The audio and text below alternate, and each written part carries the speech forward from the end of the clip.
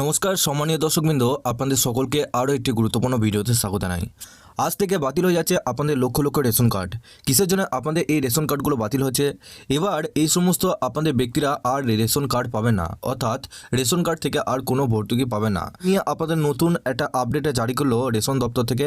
কি জানাচ্ছে এই আপডেটের মাধ্যমে সব কিছু তথ্য আপনাদেরকে এই ভিডিওটির মাধ্যমে জানাবো। কোন কোন রেশন কার্ডগুলো আপনাদের বাতিল হচ্ছে সেটাও কিন্তু আপনারা খুব সহজেই জানতে পারবেন।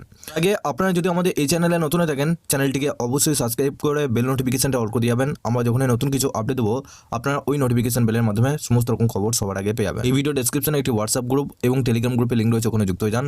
ওখান থেকে আপনারা প্রত্যেক দিন সমস্ত রকম খবর সবার আগে পেয়ে যাবেন। এখন এখানে আপনাদের বলা হয়েছে বাতিল হয়ে যাচ্ছে লক্ষ লক্ষ রেশন কার্ড। আপনার কার্ড তালিকায় আছে কিনা দেখুন। কি বলা হয়েছে এখানে? ভারতের দরিদ্র এবং নিম্নবিত্ত পরিবারের মানুষদের খাদ্য নিরাপত্তা নিশ্চিত করতে রেশন কার্ড সবথেকে গুরুত্বপূর্ণ একটি ডকুমেন্ট।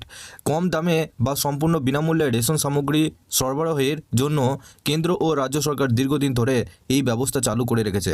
তবে সাম্প্রতিক কিছু নিয়ম পরিবর্তনের পরে লক্ষ লক্ষ রেশন কার্ড বাতিল হয়ে যাচ্ছে।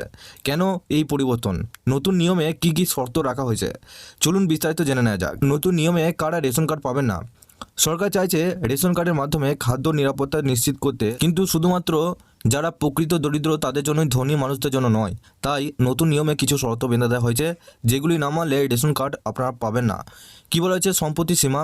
যদি কোনো ব্যক্তির নামে 100 বর্গমিটার বা তার বেশি জমি বা ফ্ল্যাট বাড়ি থাকে তাহলে সেই ব্যক্তি রেশন কার্ডের সুবিধা পাবে না। যদি কোনো ব্যক্তি নামে ব্যক্তিগত 4 চাকা গাড়ি বা ট্রাক্টর থাকে অথবা তার থেকে বড় কোনো গাড়ি থাকে তাহলে সেই ব্যক্তি রেশন কার্ডের সুবিধা পাবে না। সরকারি চাকরিজীবী পরিবারের কোনো সদস্য যদি সরকারি চাকরি করেন তাহলে সেই পরিবারে রেশন কার্ড বাতিল করে দেওয়া হতে পারে। আয়ের সীমা। গ্রামের ক্ষেত্রে পরিবারে বার্ষিক আয় যদি 2 লক্ষ টাকা বেশি হয় এবং শহরের ক্ষেত্রে যদি পরিবারে বার্ষিক আয় 3 লক্ষ টাকা বেশি হয় তাহলে সেই পরিবার রেশন কার্ডের সুবিধা পাবে না। আয়কর দাতাদের রেশন কার্ড বাতিল। এই নতুন নিয়ম অনুসারে যারা আয়কর দেন বা লাইসেন্সপ্রাপ্ত অধিকারী তারা রেশন কার্ড কিন্তু পাবেন না, অর্থাৎ তাদের রেশন কার্ড বাতিল হয়ে যাবে। কিভাবে রেশন কার্ড বাতিল হওয়া এড়াবেন? আপনার রেশন কার্ড বাতিল হওয়ার ঝুঁকিতে আছে কিনা সেটা নিশ্চিত করতে পারেন কিছু পদক্ষেপ গ্রহণ করতে পারেন আপনারা। প্রথমে আপনার আধার কার্ড ও অন্যান্য প্রমাণপত্রের সঙ্গে আপনার রেশন কার্ডের তথ্য মিলিয়ে কেওয়াইসি আপডেট করুন, যেটা আপনারা ব্লক অফিসে পেয়ে যাবেন। ব্লক অফিস থেকে আপনাদের এই আপডেট করাতে হবে। রেশন কার্ডের সঙ্গে আধার সংযোগ না করে থাকলে রেশন কার্ড বাতিল হয়ে যাবে, তাই আধার লিঙ্ক অবশ্যই করুন।